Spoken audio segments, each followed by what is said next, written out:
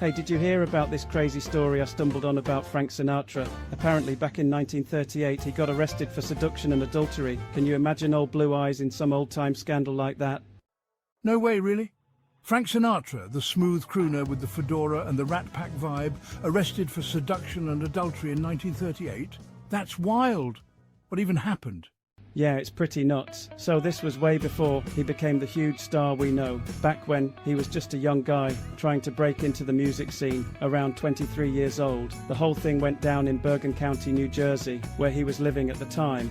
Apparently, he had an affair with a woman named Antoinette Della Penta, who was married to someone else. Her husband caught wind of it and pressed charges, claiming Sinatra had seduced her and broken up their marriage. Back then, seduction was this old legal term they used for luring someone into a romantic relationship, especially if it led to trouble like adultery. Oh man, that sounds like a soap opera. Was it a big deal back then, or did it just blow over?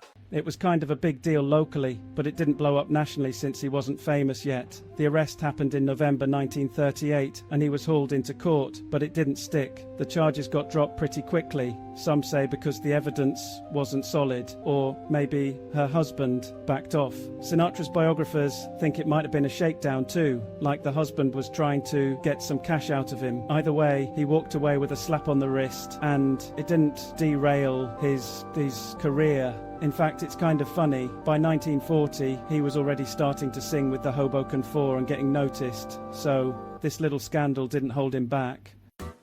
That's wild how he dodged that bullet. I bet he learned to keep things low-key after that. Did it ever come up later when he was a big star?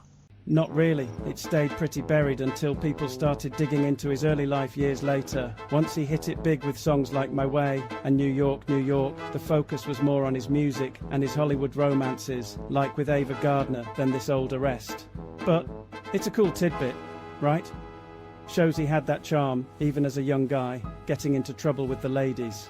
Some say it might have even added to his bad boy image later on, though he never talked about it much himself. Ah, yeah, that totally fits the Sinatra legend. Smooth, but a little rebellious. I can see why he'd want to keep that quiet, though. Thanks for sharing. That's a juicy piece of history for 8:04 p.m. on a Thursday like tonight. For sure, it's perfect gossip for a May 29, 2025 evening. Makes you wonder what other secrets the Rat Pack had up their sleeves back in the day.